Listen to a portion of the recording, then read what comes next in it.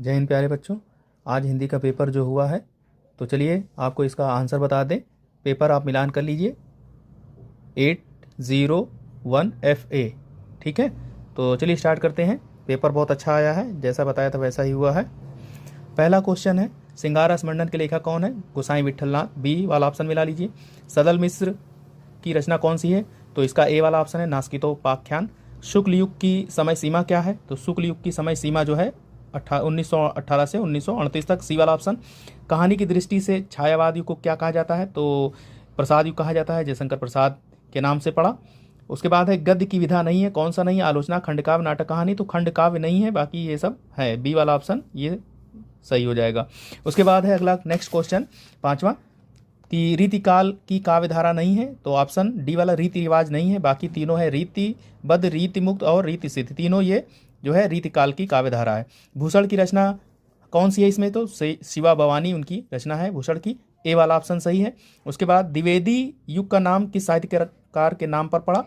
तो बी वाला आचार्य महावीर प्रसाद द्विवेदी के नाम पे पड़ा। और अगला क्वेश्चन, तार सप्तक का प्रकाशन कब हुआ था? सन 1943 में हुआ था। हीरानंद सच्चिदानंद अगय जी ने इसका प्रकाशन किया था। अगला क्वेश्चन है, ठंडा लोहा के रचनाकार कौन है? तो गिरजा कुमार माथुर जी हैं। बी वाला ऑप्शन सही है। उसके बाद है हास्य रस का स्थायी भाव। तो बी वाला ऑप्शन हास होगा इसका सही। अगला क्वेश्चन देखते हैं, बी वाला, मात्रा तथा वर्ण के आधार पर छंद के कितने भेद हैं? तो मात्रा और वर्ण के आधार पर छंद के दो भेद होते हैं, मात्रिक छंद, वर्णिक छंद। ए वाला ऑप्शन इसका सही है। ठीक है, चरण कमल बंदो हरिराई में कौन सा अलंकार पूछा गया? तो रूपक अलंकार है। डी वाला ऑप्शन। उसके बाद परिचय शब्द में उपसर्ग है, तो परि। सी वाला ऑप्शन सही है। चौराहा शब्द में समास कौन सा है? द्विगु समास है। आगे संख्यावाची विशेषण है। ए वाला ऑप्शन सही है।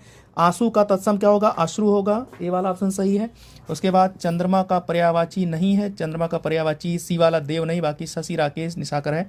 वाच कितने भेद होते हैं? वाच के दो भेद होते हैं, तीन भेद होते हैं। डी वाला ऑप्शन सही है, कर्तृवाच, कर्मवाच और भाववाच। तद शब्द का चतुर्थी विभक्ति कौन सा है? तो ये बी वाला ऑप्शन तस्मय है। और ये वाला फिर उसके बाद आ जाता है वर्णात्मक प्रश्न में। तो ये वाला जो गद्यांश दिया है ये आपका भारतीय संस्कृति डॉक्टर राजेंद्र प्रसाद से लिया गया है। अगला गद्यांश जो है अथवा करके, ये मित्रता से आचार्य रामचंद्र शुक्ल द्वारा है। उसके बाद ये वाला पद्यांश है भ्रमर गीत से सूरदास द्वारा लिया गया है। और ये वाला झांसी की रानी समाधि पर सुमित्रा कुमारी चौहान द्वारा लिया गया है। और उसके बाद ये भारतीय संस्कृति से लिया गया है, अनुवाद संस्कृत का करना है। और ये वाला अनुवाद अथवा जो लगा है प्रबुद्धो ग्रामीण से लिया गया है। ठीक है, फिर कोई आपको श्लोक लिखना था, उसके बाद श्लोक का अनुवाद करना था। और उसके बाद आप अपने खंड काव्य के आधार पर जो है किसी एक का जो है वो लिखना था, खंड काव्य का जीवन चरित्र चित्रण। तो आपने जो आप जिले के होंगे, जैसे आप अयोध्या कैंट के हैं तो जय सुभाष के ऊपर लिखा होगा आपने।